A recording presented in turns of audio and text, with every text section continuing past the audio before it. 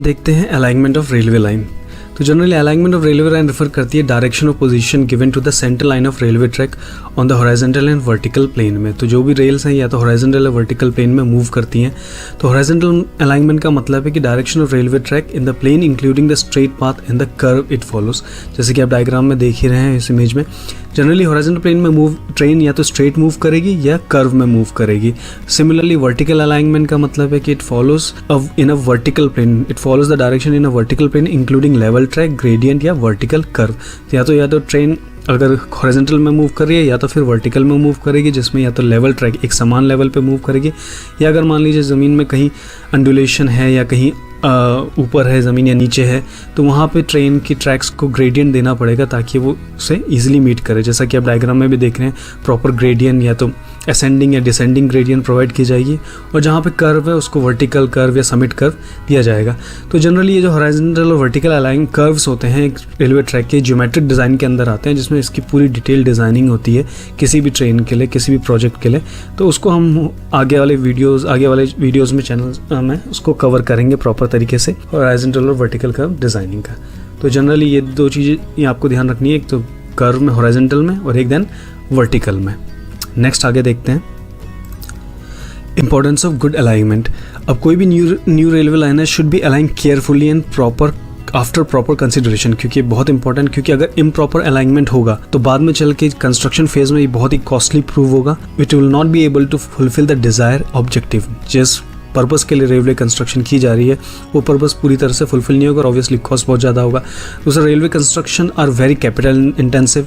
Once constructed it is very difficult to change the alignment of railway line because of the costly structure involved, difficult in getting additional land for the new alignment and such other consideration। obviously बात है कि railway line construction बहुत ही capital intensive है, काफ़ी heavy पैसा खर्च लगता है, काफ़ी इंफ्रास्ट्रक्चर के लिए काफ़ी पैसा लगता है। देन सेकेंड है कि इसके अलाइनमेंट अगर आपने एक बार पहले अगर अलाइनमेंट प्रॉपरली अच्छे से डिज़ाइन नहीं है और एक बार कर दिया और बाद में अलाइनमेंट चेंज करने में बहुत प्रॉब्लम आती है। और उसमें क्योंकि काफ़ी स्ट्रक्चर है, एक रेलवे के प्रोजेक्ट में काफ़ी सारे ब्रिजेस आते हैं, टनल्स आती हैं, वायडक्ट्स हैं, बहुत सारी चीज़ें हैं, पूरा ट्रैक स्ट्रक्चर है, तो उसको चेंज करने में इट्स क्वाइट डिफिकल्ट।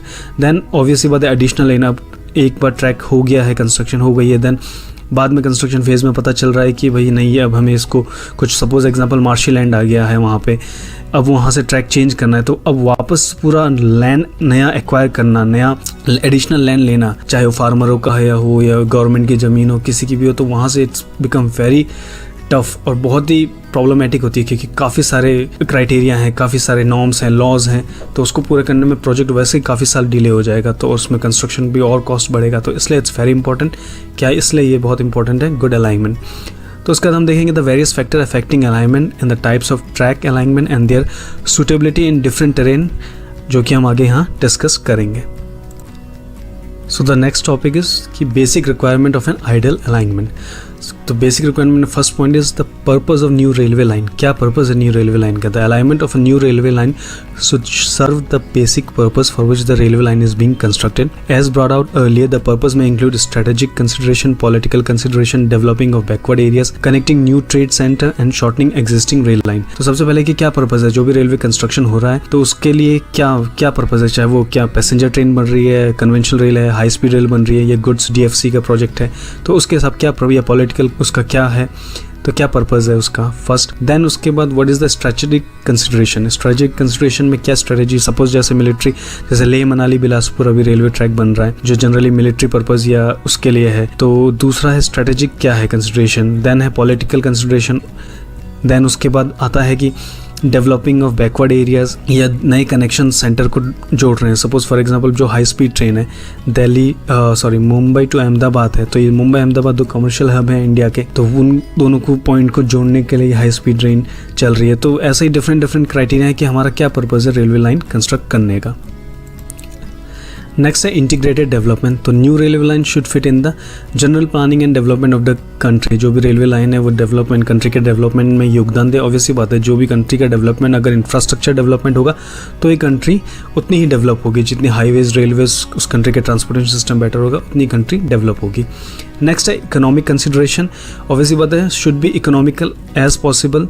जो भी गवर्नमेंट या कोई भी कंपनी अगर रेलवे प्रोजेक्ट कंस्ट्रक्ट कर रही है वो चाहेगी कम से कम पैसे में हो, और उसके लिए ये सारी चीजें जो डिपेंड करती हैं उस पर shortest route, construction and maintenance cost, minimum operational expenses. अब जहां तक बात है शॉर्टेस्ट रूट की, सपोज दिल्ली टू चेन्नई अगर कोई रेलवे लाइन बन रही है तो उसकी शॉर्टेस्ट रूट तो एकदम सीधे टू सीधे है, लेकिन प्रैक्टिकली कभी पॉसिबल नहीं हो पाता कि ए टू बी पॉइंट लाइन सीधे आएगी। उसमें बहुत सारे प्रैक्टिकल कंसिडरेशन है, बहुत सारे इंपॉर्टेंट पॉइंट्स को कनेक्ट करने पड़ते हैं, कहीं रिवर आ गई, कहीं लैंड खराब है, कोई और रीजन से अलाइनमेंट को चेंज किया जाता है, तो वही पूरा देखना होता है अलाइनमेंट डिजाइन के अंदर। Next है maximum safety and comfort. The alignment should be such that provides maximum safety and comfort. This can be achieved by designing the curve with proper transition length, proper vertical curves for gradient and incorporating any such technical features. तो obviously बात है कि जो भी maximum safety और comfort का ध्यान रखा जाए, और ये होता है हम proper transition length curve और vertical और horizontal curve हैं उनकी डिजाइनिंग पे। जैसे हमने पहले भी डिस्कस किया है कि इसकी प्रॉपर डिजाइनिंग होती है जो आता है geometric design of railway tracks के अंदर, जिसमें प्रॉपर डिजाइनिंग होती है और बहुत सारे सॉफ्टवेयर यूज होते हैं उसमें, MX rail, open rail, power rail track, जो और भी बहुत सारे सिविल के सॉफ्टवेयर और इसमें रिलेटेड हैं डिजाइनिंग के, वो हम अलग टॉपिक है, ये अलग वीडियो में कवर करेंगे लेटर ऑन, बाद में देखेंगे उसको। नेक्स्ट है एस्थेटिक कंसिडरेशन। ये जनरली है कि अलाइनमेंट जहाँ से भी पास हो रहा है तो सीनरी अच्छे से हो, रेल की जो जर्नी हो विजुअली बहुत ही प्लीजिंग हो, और जो लोग उससे ट्रैवल कर रहे हैं आसपास काफ़ी अच्छा देखें। जनरली ये जो भी टूरिज्म रेलवेज़ हैं, माउंटेन रेलवेज़ हैं, वहाँ पे बहुत ज़्यादा ध्यान दिया जाता है, और बाकी जनरल रेलवे में ताकि बहुत सारे टूरिस्ट हैं, फॉरेनर हैं, कोई भी किसी कंट्री में ट्रैवल करता है तो रेलवे से ही करता है, तो एक अच्छी इमेज जाए, तो इसलिए ये इस चीज़ का भी ध्यान रखा जाता है। और जो नेक्स्ट जो इम्पोर्टेंट है कि selection of a good alignment, क्या वो पॉइंट्स हैं जिससे एक बेहतर और बेस्ट अलाइनमेंट को सिलेक्ट किया जाता है, जिसमें हम इनके अलग अलग पॉइंट्स हैं उसको यहाँ पे देखेंगे। तो नॉर्मली क्या है कि एक डायरेक्ट स्ट्रेट रूट जो दो पॉइंट को कनेक्ट कर रहा है वो मोस्ट इकोनॉमिकल होता है, but because of practical problem और other compulsive and necessary deviation from this route, बहुत सारे फैक्टर्स हैं जिसकी वजह से ये इस पे डिसाइड होता है। तो ये पहला है इसका चॉइस ऑफ गेज। अब जनरली जो गेज होती है वो जो इनर टू इनर डिस्टेंस होती है, जो रेलवे ट्रैक जो रेल्स होती हैं उनकी, तो generally different type of gauge होते हैं, broad gauge, metre gauge, narrow gauge, इसके अलग अलग डायमेंशन दे रखी हैं, 1676 ब्रॉड गेज के, मीटर गेज के 1 मीटर या 1000 mm या 762 mm नैरो गेज के लिए, और स्टैंडर्ड गेज के 1435 mm। तो जनरली ब्रॉड गेज जो इंडियन रेलवे है मोस्टली 70% से ऊपर ज़्यादातर रेलवे मोर देन 80 to 90% अब तो और अपग्रेड हो गई हैं, ज़्यादातर जो रेलवे हैं वो ब्रॉड गेज पे हैं। जो छोटी रेलवेज़ हैं, माउंटेन रेलवेज़, वो जनरली नैरो गेज या इस पे रहती हैं, और जो स्टैंडर्ड गेज है जनरली आपकी जो मेट्रो है, दिल्ली मेट्रो का most of the part is on standard gauge, और जो आजकल हाई स्पीड ट्रेन है वो स्टैंडर्ड गेज में है। तो इसका एक गेज के भी एक अलग है, ये पूरा एक खुद में एक बड़ा टॉपिक बनता है। तो पहला तो है कि गेज की चॉइस, उस पर भी बहुत कुछ डिपेंड करता है अलाइनमेंट। सेकंड है ऑब्लिगेटरी और कंट्रोलिंग पॉइंट। ये वो पॉइंट है जहाँ से रेलवे लाइन को मस्ट पास होना है, चाहे वो पॉलिटिकल, स्ट्रेटेजिक, कमर्शियल रीजन की वजह से हो या टेक्निकल रीजन की वजह से हो। इन पॉइंटों से तो वो रेलवे लाइन होके गुजरेगी। जैसे चेन्नई टू दिल्ली एक रेलवे लाइन है, अब किन किन पॉइंट्स वो होके गुजरनी है वो अलग अलग हो सकते हैं, जैसे कि इंपॉर्टेंट सिटीज़ एंड टाउन।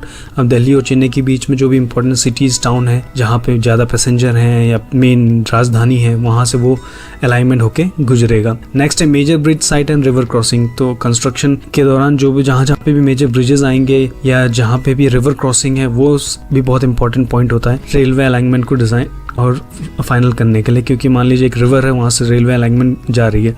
अब रेलवे अलाइनमेंट उस जगह से जानी है जहाँ पे रिवर की विड्थ और डेप्थ बहुत ज़्यादा है, डेप्थ स्पेशली, तो कोशिश की जाती है कि उस जगह से अलाइनमेंट पास हो जहाँ पे कम से कम डेप्थ हो। ब्रिज कंस्ट्रक्शन और ऐसी चीज़ों में या टनल के केस में भी जहाँ पे बहुत कम रॉक कटिंग करनी हो, तो वहाँ से पास जहाँ कंस्ट्रक्शन कॉस्ट भी ईजी हो और ईजी हो कंस्ट्रक्शन करने के लिए। Then existing passes and saddle in hilly terrain. Obviously पता है अगर हिली रीजन में बन रही है, जैसे कि बिलासपुर लेह मनाली जो अभी बन रहा है, तो उसमें जनरली जहाँ पे एग्जिस्टिंग थोड़ी वैलीज हैं, सैडल पासेस हैं, वहाँ से कोशिश की जाए रेलवे ट्रैक को ले जाने के लिए, ताकि एक्सेसिव कटिंग और हाई बैंक्स और रॉक कटिंग में जो एक्सेसिव है वो कम से कम किया जा सके। Then site of tunnels. Obviously जैसे है कि एक पॉइंट से दो पॉइंट के बीच जा रहा है और वहाँ पे अगर टनल है तो उस तरह से टनल को उस तरह से सेलेक्ट किया जाए कि जहाँ पे कंस्ट्रक्शन कॉस्ट कम हो और इजीली उससे पॉइंट जो ट्रेन है उसको A point to B point easily ले जाया जा सके। तो ये दो पॉइंट है। नेक्स्ट है टोपोग्राफी ऑफ द कंट्री। तो alignment of new railway line बहुत हद तक डिपेंड करती है कि टोपोग्राफी कैसी है उस कंट्री की, कैसे कंटूर है, कैसा वो पूरी प्लेन्स हैं, कितना ऊबड़ खाबड़ है पूरी जमीन, उसकी टोपोग्राफी कैसी है, वो बहुत ही इंपॉर्टेंट फैक्टर होती है। जैसे कि सम सिचुएशन में आ रहा है, जैसे प्लेन अलाइनमेंट है कि टोपोग्राफी बिल्कुल फ्लैट प्लेन है तो इतनी ज़्यादा प्रॉब्लम नहीं होगी, ऑब्लिगेटरी पॉइंट्स इजीली उनको पास किया जा सकता है और ज़्यादा ग्रेडियंट्स भी बहुत ही नॉर्मल होंगे। अगर वैली है तो वैली में अगर 2 पॉइंट इजीली सेम वैली में है तो वहाँ से अलाइनमेंट भी इजीली पास हो जाता है, बस नॉर्मल यूनिफॉर्म ग्रेडियंट के थ्रू। तो ये टोपोग्राफी भी बहुत इंपॉर्टेंट पड़ता है अलाइनमेंट डिज़ाइन करने का। नेक्स्ट है geometric standard. Geometric standard should be adopted as to economise as well as possible to provide safety and comfort to the passenger, and this can be done by adopting gradient and curve। तो वैसी बात है कि geometric standard के लिए इस तरह से प्रोवाइड करना चाहिए ताकि इकोनॉमिक हो उतना ही एंड साथ साथ सेफ्टी और कंफर्ट भी प्रोवाइड करे पैसेंजर्स को। और उसके साथ ये हम करते हैं ग्रेडियंट्स कर्व को अप्लाई करके और transition length, vertical curves, horizontal curves को, और बहुत सारी अदर टेक्निकल स्पेसिफिकेशन है like super elevation, can't deficiency, speed limits. तो इन सारी चीज़ों को यूज़ करके एक अलाइनमेंट को फाइनल किया जाता है ताकि वो इजीली इकोनॉमिक भी हो और कंफर्टेबल भी हो पैसेंजर्स के लिए। नेक्स्ट है जियोलॉजिकल फॉर्मेशन। तो alignment should be selected that कि it normally runs on good and stable soil formation. तो जहाँ से भी रेल की अलाइनमेंट जा रही हो काफ़ी स्टेबल सॉइल हो और कोशिश की जाए कि मार्शल लैंड या कोई भी दलदल वाले इलाके से रेल अलाइनमेंट ना जाए ताकि बाद में कोई प्रॉब्लम ना हो। जनरली जो रॉकी सॉइल्स होते हैं वो काफ़ी स्टेबल होते हैं लेकिन वहाँ पे कंस्ट्रक्शन करना बहुत ही कॉस्टली हो जाता है, तो इसलिए बहुत सारी चीज़ों का ध्यान में रख के इसको फाइनलाइज किया जाता है। नेक्स्ट है effect of flood and climate. Obvious सी बात है कि जो भी आपका अलाइनमेंट हो वो उस जगह से पास हो जहाँ पे कोई फ्लड के चांस नहीं हो, और कोशिश की जाए कि वो ऐसी जगह से पास ना हो जहाँ पे सीजन्स में रेनी सीजन्स में वो एरिया पूरा फ्लडेड हो जाए। जैसे आप इमेज में भी देख रहे हैं वहाँ आपने रेलवे अलाइनमेंट डाल दिया और रेनी सीजन में वहाँ पे वो पूरा कवर हो गया पानी से, तो ये it will be very problematic, accident होने के चांसेस हैं और बहुत सारे कॉस्ट, मेंटेनेंस कॉस्ट और वापस से इसको क्लियर करना वो भी काफ़ी इंपॉर्टेंट रहता है। और वैसे ही सैंड एरियाज़ में, जैसे जनरली रेगिस्तान एरिया में जो रेलवे ट्रैक जाते हैं वो इस तरह से ना हो कि जो हवाएं चलती हैं वहाँ पे सैंड ड्यून्स रेल की पटरी को कवर कर दें, उससे भी काफ़ी प्रॉब्लम है। तो इन चीज़ों का बहुत ध्यान रखना पड़ता है क्योंकि रेलवे में अगर एक्सीडेंट होता है तो इट्स क्वाइट रिस्क, हज़ारों जानें जाती हैं, तो ये बहुत इंपॉर्टेंट है कि इन चीज़ों का ध्यान रखें। नेक्स्ट है position of road and road crossing. तो generally railway line should cross a road at right angle and so to have a perpendicular level crossing. तो जो लेवल क्रॉसिंग होती है एक्सीडेंट को अवॉइड करने के लिए कोशिश की जानी चाहिए परपेंडिकुलर हो। जैसा इमेज में देख रहे हो आपने भी काफ़ी देखा होगा अपने एरियाज में, अपनी सिटी में, कि जो भी रेल और रोड की क्रॉसिंग होती है जनरली कोशिश की जाती है मोस्टली वो 90 डिग्री पे ही, राइट एंगल पे ही क्रॉस करती है। बहुत रेयर चांस है अगर जहाँ पे नहीं पॉसिबल हो पा रहा तो वहाँ पे थोड़ा टिल्टेड एंगल होता है, ये ताकि जितने भी एक्सीडेंट हैं उसको अवॉइड कर सके और रोड और रेलवे का जो कंजक्शन है वो ईजिली स्मूथली ट्रांसफ़र हो सके। नेक्स्ट है proximity of labour and material. जब भी कोई रेलवे लाइन हम डिज़ाइन करें या प्लानिंग करें तो इस तरह से करना चाहिए कि जो लोकल लेबर हो और जो चीप बिल्डिंग मटेरियल जो लोकली अवेलेबल हो उस एरिया में, उस जहाँ से रेलवे लाइन अलाइनमेंट जा रही है वो इजीली अवेलेबल हो। क्योंकि कहीं ऐसा ना हो आप रेलवे अलाइनमेंट किए और जो उसमें अगर सपोज ट्रैक के लिए जो बेलास्ट है वो उसके पत्थर यहाँ मिल ही नहीं रहे, वो भी कहीं दूर से ट्रांसपोर्टेशन करके लाना पड़ रहा है, तो उससे भी ट्रांसपोर्टेशन कॉस्ट और ओवरऑल जो कंस्ट्रक्शन कॉस्ट है वो काफ़ी बढ़ जाएगी। और लेबर को भी दूसरी जगह से लाना है तो उसमें भी कंस्ट्रक्शन डिले, टाइम डिले, वो काफ़ी सारी चीज़ें हैं। तो कोशिश ये की जानी चाहिए, वो मिलता है नहीं मिलता बहुत सारी चीज़ें हैं पर कोशिश ये की जानी चाहिए कि ये सारी चीज़ें मिले। नेक्स्ट है location of railway station and yard. कोई भी अलाइनमेंट जब डिज़ाइन होता है तो railway station and yard should be located at level stretch of land. ये बहुत इंपॉर्टेंट है क्योंकि अलाइनमेंट में ग्रेडियंट हो सकता है आपके, लेकिन जहाँ पे भी यार्ड्स और स्टेशन है वहाँ पे ग्रेडियंट नहीं होना चाहिए, वो फ्लैट प्लेन होने चाहिए ताकि वहाँ पे जब ट्रेन या कोई भी चीज़ खड़ी है तो वो अपने आप ग्रेविटी के थ्रू मूव ना करे। तो इसलिए बहुत इंपॉर्टेंट है कि वो लेवल स्ट्रेच में होना चाहिए और अपने हिसाब से या तो टाउन के एकदम आउटस्कर्ट में होना चाहिए, बिल्कुल बीचों बीच तो वैसी जगह नहीं होती ताकि फ्री फ्लो ऑफ ट्रैफिक हो। तो ये इंपॉर्टेंट है कि स्टेशन और जो यार्ड्स की लोकेशन है उसके हिसाब से अलाइनमेंट प्लान होना चाहिए। Next religious and historical movement. Obviously बात है, आप सबको ही पता है कि alignment should be avoid religious and historical movement. जैसे कोई मंदिर है या कोई हिस्टोरिकल मूवमेंट है वो कोशिश की जानी चाहिए कि वहाँ से पास ना हो, क्योंकि उसको फिर डिसमेंटल करना वो करना इतना ईजी नहीं होता। बहुत सारे नॉर्म्स, लॉज एंड परमिशंस चाहिए होती हैं, तो खामखा पूरा प्रोजेक्ट ही डिले हो सकता है उसकी वजह से। तो इसको कोशिश की जाती है जितना हो सके उसको अवॉइड किया जाए। मान लीजिए कहीं पे नहीं है तो फिर वहाँ पे तो क्या करें, वहाँ से लेके जाना पड़ेगा, पर मोस्टली जितनी हो उसको अवॉइड की जाए।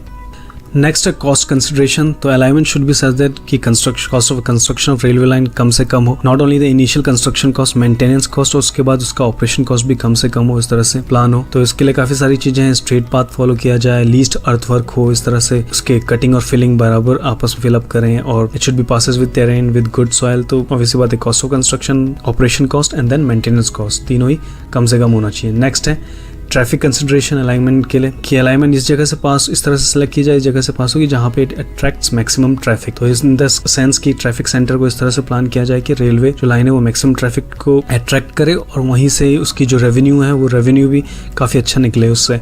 तो ऑब्वियसली भी बात है, जैसे सपोज पैसेंजर ट्रेन है तो वही suppose A to B point है तो इन दिल्ली टू चेन्नई जा रही है, तो उन पॉइंट्स को मेन सिटीज़ के जैसे मेन सिटीज़ हैं, मेन कमर्शियल है वहाँ से जाए जहाँ से लोग जनरली जाएं। जैसे मेट्रोज की प्लानिंग करते हैं कि जो मेन इंपॉर्टेंट पॉइंट है जहाँ लोग ज़्यादा चढ़ेंगे वहाँ से उसको कनेक्ट किया जाए, तो ताकि ट्रैफिक अच्छा हो। ये जनरली अब पैसेंजर में है, अब जैसे फ्राइट ट्रेन है, गुड्स ट्रेन है, तो वहाँ इसकी ज़रूरत नहीं पड़ती, तो इसके लिए पूरा ट्रैफिक सर्वे होता है पूरा।